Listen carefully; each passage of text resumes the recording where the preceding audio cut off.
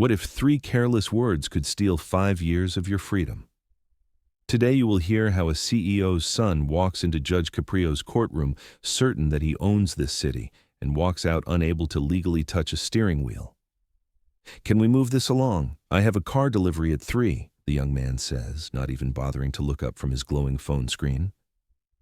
His name is Nicholas Sterling, 26 years old, heir to a corporate empire whose logo quietly appears on half the downtown skyline. He is scrolling through photos of luxury interiors, swiping left and right as if the world outside the glass of his device barely exists. The courtroom absorbs him in one slow breath. Wood panels, worn from years of elbows and anxious hands, the low murmur of people waiting for their turn before the bench. A camera mounted high in the corner, the unblinking eye that has watched thousands of small tragedies and second chances pass beneath it. Nicholas does not notice any of it. His loafers tap out a bored rhythm on the floor, as though this is an airport lounge, not a place where consequences are given shape and weight. On the bench, Judge Frank Caprio lifts his gaze from the file in front of him. Silver hair, steady eyes, the posture of someone who has spent a lifetime listening to stories that always begin with, "It is not my fault." He lets the silence stretch a little too long to be comfortable, forcing the young man's presence to collide with the gravity of the room. "Mr. Sterling," the judge says at last, "would you mind putting that phone away while we discuss your case?" Nicholas sighs audibly, a sound that lands somewhere between a groan and a laugh. "Sure," he replies, sliding the device into his pocket with deliberate slowness. "My attorney told me this would take 10 minutes. I would really like to keep it that way." His lawyer, Michael Chen, shifts in his seat and adjusts his tie. 16 years of practice have taught him how quickly this particular judge's patience can evaporate when confronted with arrogance. "Your Honor, my client appreciates the court's time." "Relax, Michael. I can speak for myself," Nicholas cuts in, leaning forward on the table. "Judge Caprio, right? Listen, I know how this goes. Some officer had a long day, I got a couple of tickets, everyone fills out paperwork, then my father's company writes a check and the city buys another shiny gadget. Nobody needs to pretend this is anything more than that." The clerk stops typing. The faint rustle of fabric in the audience dies away. Even the hum of the air conditioning seems to retreat. Judge Caprio removes his reading glasses, folds them carefully, and sets them aside. People who have watched this courtroom online would recognize that small gesture, the moment when the case stops being routine. "Mr. Sterling," he says quietly, "do you understand why you are here today?" Nicholas lifts one shoulder in a careless half shrug. "Because someone thought my car was a little too fast. Honestly, I'm not exactly losing sleep over it." He glances toward the camera for a brief second, the corner of his mouth twitching, as if part of him enjoys the idea that somewhere, someday, strangers might be watching this and talking about him. A thickness enters the air that no microphone could ever capture. Michael Chen leans closer to his client. "Nicholas, I strongly advise you to let me handle—" "I said I got it," Nicholas insists, still not looking at him. His eyes are on the bench now, assessing the judge the way he would assess a potential acquisition, identifying strengths, weaknesses, points of leverage. "Look, Your Honor, my family has supported this city for decades. Our donations keep programs running. We respect the law, of course. So if there is a fine, let us pay it and not waste the court's valuable time on a bunch of parking tickets." For a heartbeat, nothing moves. Then, Judge Caprio opens the folder in front of him, revealing a stack of printed pages separated by colored tabs. Yellow, red, blue, a quiet rainbow of minor disasters. His fingers rest on the top page, but he does not read from it yet. He just watches the young man, measuring him, as though deciding which language Nicholas will actually understand, gentle warning or cold reality. And before this case takes its first serious turn, do one thing. Subscribe to this channel and hit the like button. Because what you are about to hear in the next few minutes is not just a story about tickets, it is a real example of what happens when someone believes their last name is stronger than every law on the books. When the brief imaginary echo of that request fades, the only sound left is the soft creak of wood as the judge leans forward. "Mr. Sterling," he says, his voice now carrying the full weight of the bench, "this is not about 1 or 2 parking tickets. According to the records before me, you have accumulated a pattern of violations that would be alarming for any driver, let alone someone who thinks he is above the rules. Nicholas's smile returns, thinner this time, edged with irritation. With respect, Your Honor, every ambitious person bends a rule now and then. It is part of living in the real world. The judge's eyes hardened by a fraction. Let me show you what your version of the real world has looked like for the past 6 months. He taps the folder once with his fingertips, and the case shifts from entitled conversation to something far more dangerous. The first page slides onto the document camera with a small, decisive sound. On the courtroom monitor, letters and lines pop into focus. Dates, times, street names, each one carrying the weight of a specific moment when someone chose not to slow down. From early spring to late summer, Judge Caprio reads, your vehicle has been cited for speeding, running red lights, and ignoring posted signs on dozens of occasions. He lifts his gaze. Not once, not twice. We are talking about a pattern that stretches over many months. Nicholas exhales through his nose, a soft scoff. This city loves writing tickets. That is hardly breaking news. The prosecutor rises from her seat, a neat folder already open in her hands. Your Honor, may I? At his nod, she steps toward the screen and clicks a remote. The static list transforms into a simple bar chart, a row of dates along the bottom and thin red columns stabbing upward on certain days. Some stand alone, others cluster in groups creating jagged peaks. Each red mark represents one recorded violation involving Mr. Sterling's car, she explains, her tone calm, almost clinical. The taller the mark, the more serious the danger. This cluster here is near the hospital, during peak ambulance traffic. This one is outside a retirement home, and these repeated strikes are in a residential area signed at 20 miles an hour. In the audience, a woman in a faded nurse's uniform leans forward, squinting at the screen. A man in a work jacket folds his arms tighter. Tiny, almost imperceptible movements, but each one anchors the data to real lives that could have been standing on those sidewalks. Nicholas watches the chart with narrowed eyes. You make it sound like a crime documentary, he mutters. No one was hurt, no accidents, no tragedy, just colored bars on a screen. The prosecutor does not flinch. The absence of a tragic outcome does not erase the risk, Mr. Sterling. It only means other people were lucky. She flips to another page. And your own messages suggest you did not exactly stumble into these situations by mistake. A subtle ripple passes through the room at the word messages. For the first time, Nicholas's posture loses a fraction of its relaxation. His shoulders tense, his fingers pressing harder into the wood of the table. Messages? He repeats. You went through my phone? With a warrant approved by the court, she replies. These are excerpts from your conversations during the same period as the violations we just saw. She reads without dramatization, letting his own words do the damage. Quote, almost hit some freshman who stepped into the crosswalk without looking. People think pain on the road makes them invincible. Another. Officer pulled me again, gave him the family name, worked like a charm. And in a group chat labeled Boardroom Heirs, they keep writing tickets so it looks fair, then the system erases them. It is a show, and we are the guests of honor. A low murmur stirs at the back of the room, quickly silenced by the bailiff's glance. The nurse looks away from the screen now, jaw tightening. Nicholas shifts in his chair, color creeping up the side of his neck. People talk big in private chats, he says. It is just jokes, dark humor. You are really going to treat every line like a confession? On the bench, Judge Caprio does not answer immediately. He studies the young man, then the chart still glowing on the screen, then the printed messages in the prosecutor's hand. When he speaks, his voice is softer than before, and that softness makes every word land harder. Tell me something, Mr. Sterling, he says.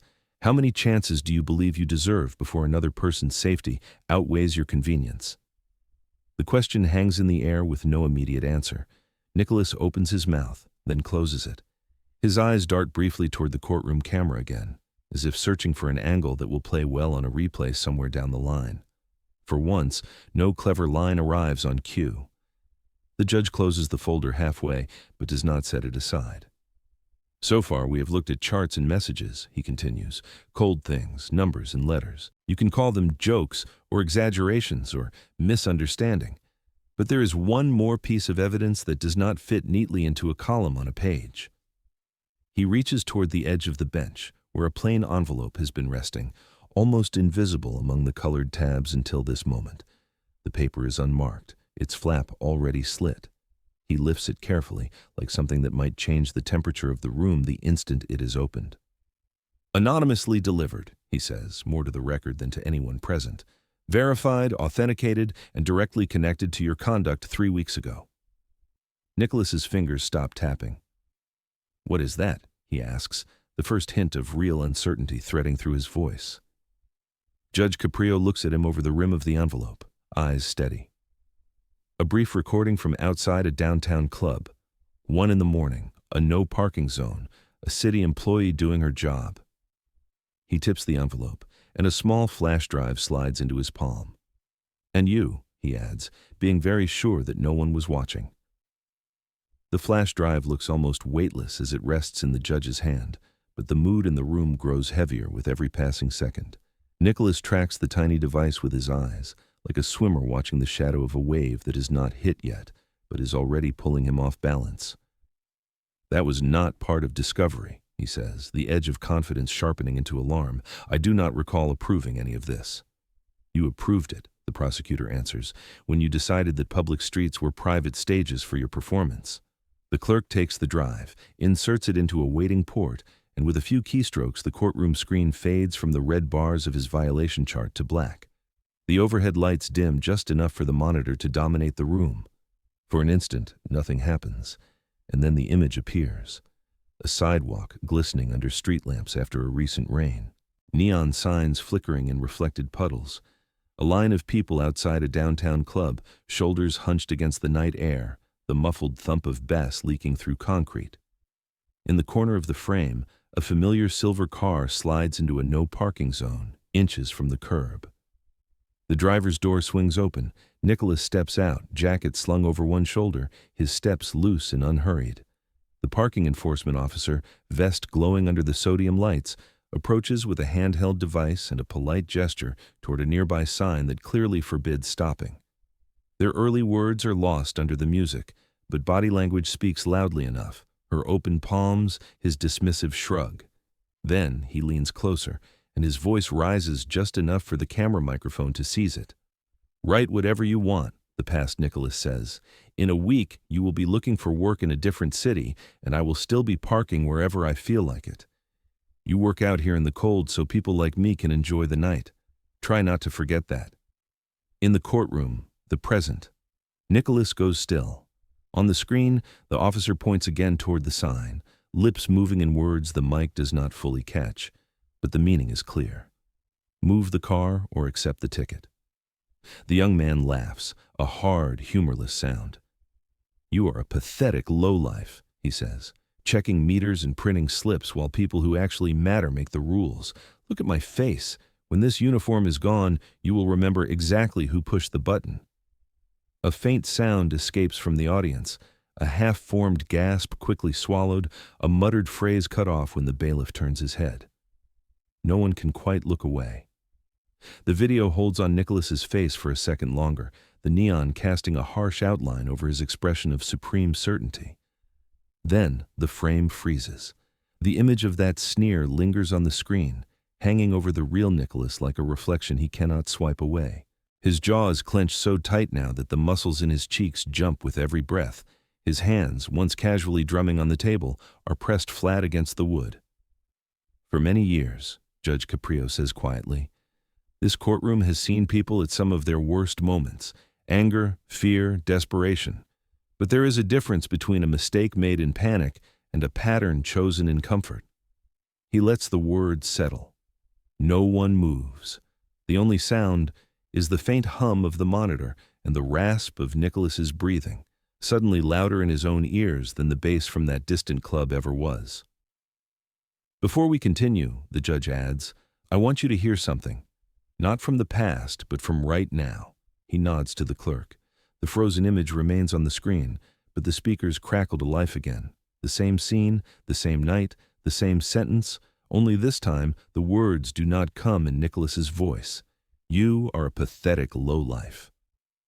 The phrase emerges in a cold, metallic whisper, stripped of swagger, every syllable stretched just enough to feel unnatural. It is as if a machine has swallowed his contempt and is feeding it back, processed into something far more chilling. The line repeats, slightly softer. You are a pathetic lowlife. Pattern, movement, noise, all of it drops away. For a heartbeat, the courtroom exists only as a container for those 6 words, echoing first from his lips on the screen, then from an inhuman echo that makes them sound like an accusation aimed squarely at himself. Nicholas's fingers curl inward until his knuckles whiten. He does not look at the screen, or the judge, or his attorney. He stares straight ahead, eyes unfocused, like a man realizing that the stage he has been performing on has suddenly become a mirror. The prosecutor closes her folder slowly, no triumph in her face, only a grim acknowledgement. The nurse in the back wipes at one eye, though no one has mentioned her, or her patients, or the ambulance routes that run past flashing crosswalks in the dark. When the synthetic echo finally fades, the silence that replaces it feels heavier than any speech. This, Judge Caprio says at last, voice low, is not banter in a private chat. It is not exaggeration for the sake of a story. It is how you chose to treat someone whose only power in that moment was the rule printed on a metal sign. He lets his gaze drift from the screen to the young man at the table. And it is how you chose to view everyone who does not share your last name or your bank account. Nicholas swallows, the movement of his throat visible even from the bench. He opens his mouth, a reflexive urge to explain, to reframe, to dilute. For the first time since he walked through the door, nothing comes out. The judge leans back, drawing a long breath, then speaks with a measured calm that carries farther than any raised voice. This court has seen reckless drivers, careless drivers, frightened drivers, he says. It has seen people who made one terrible choice and spent years trying to live it down. But you, Mr. Sterling, are something else entirely. The words land one by one, like the slow tolling of a bell. You have treated the streets of this city as your private track, he continues. You have treated its officers as props. You have treated the law as a tool to be bent, not a boundary to be respected. He folds his hands, and the pause that follows is almost unbearable. So now, he says, we will see how you respond when the rules you ignored finally answer you back. For the first time since the hearing began, Nicholas looks very small behind the defense table. It is not that the room has grown any larger, or that the bench has suddenly towered over him. It is that the illusion he carried in with him, the invisible armor stitched from money, favors, and past escapes, has been peeled away layer by layer. What is left is just a young man in an ordinary chair, facing a decision that no last name can edit. Here is what is going to happen, Judge Caprio says, and the entire courtroom seems to lean forward without moving. First, he continues, your privilege to operate a motor vehicle under this jurisdiction will be revoked for a period of 5 years. Not suspended, not reduced, not quietly postponed, revoked. You will not drive legally on any public road during that time. If you choose to defy this order, any such act will be treated as a new, much more serious offense. The words hit Nicholas harder than he expects. Driving to him has never been simply a means of getting from one place to another. It has been a symbol of control, of speed, of the ability to leave any uncomfortable situation in the rearview mirror. The idea of being forced into the passenger seat, of depending on others for every movement through the city he once claimed to own, lands like a physical blow. You cannot do that, he blurts, the old reflex flaring up in one last burst. I work, I travel, my schedule. The judge raises one hand, and the protest dies mid-sentence. Second, Caprio says, his tone unbroken, you will complete 180 hours of community service within the next 12 months. These hours will not be spent at a comfortable charity gala or in an air-conditioned office.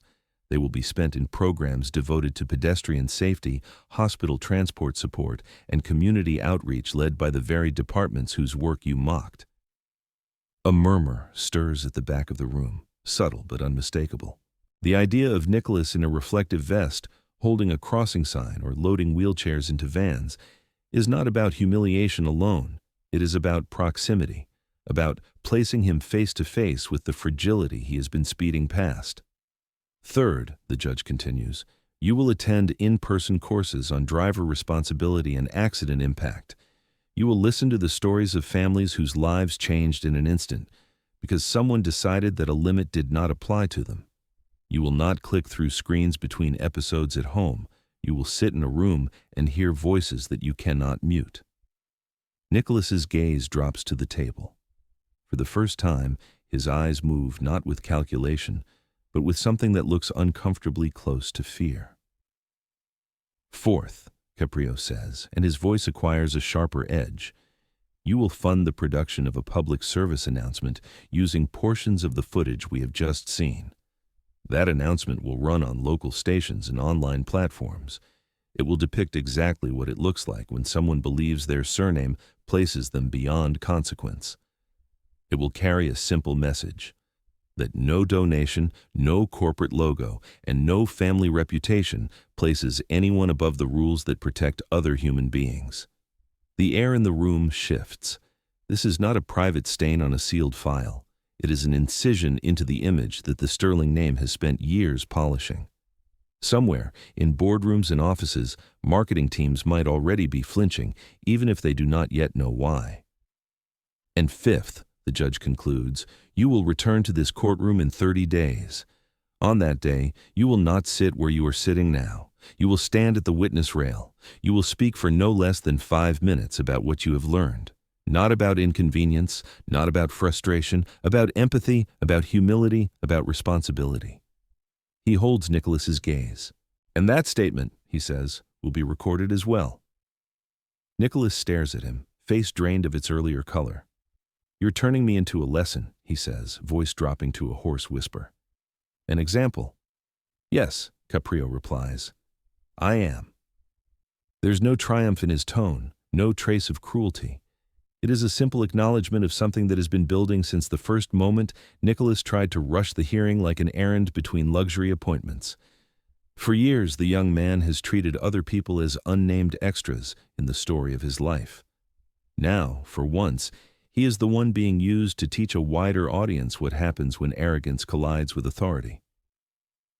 The bailiff steps a little closer, not touching him yet, but signaling that the formalities are nearly over. Outside, beyond the walls, traffic continues its indifferent flow. Cars stopping at lights, parents guiding children by the hand, officers pacing crosswalks. The city goes about its business, unaware that within these wooden walls, one of its loudest drivers has just had his engine cut. Nicholas's hand drifts automatically toward his pocket, fingers searching for the familiar shape of a key fob. They find nothing. The realization hits in 2 stages. First, that he will no longer be the one behind the wheel. Second, that this simple habit, this tiny unconscious gesture, has revealed more about his dependence on control than any speech could have. He snatches his hand back as if the absence itself has burned him. Judge Caprio sees the movement and tilts his head almost imperceptibly. In 30 days, he says quietly, we will see if you are still the same man who walked in here thinking he owned this town. For the first time since the hearing began, Nicholas looks toward the exit, not as a doorway he can breeze through, but as a line he is not allowed to cross on his own terms. He rises when instructed, the legs that carried him into so many near misses now moving with unfamiliar caution. As the bailiff guides him away from the table, the courtroom camera tracks his departure in a steady, impartial frame. Somewhere beyond this moment, there will be early mornings in reflective vests, long afternoons in cramped classrooms, uncomfortable conversations with people who do not care what brand his suit is. There will be 30 days of living in a smaller, slower world where crosswalks and sirens and raised voices no longer blur past his windows, but stand directly in front of him, demanding to be seen. And there will be a return to this very room, 1 month from now, when the lights come up and the lens blinks awake again, and the question will hang in the charged air like a sentence waiting to be pronounced. Is he still the man who called others pathetic, or has he finally learned how fragile his own importance really is? Dramatization for storytelling and education, not legal advice or reporting.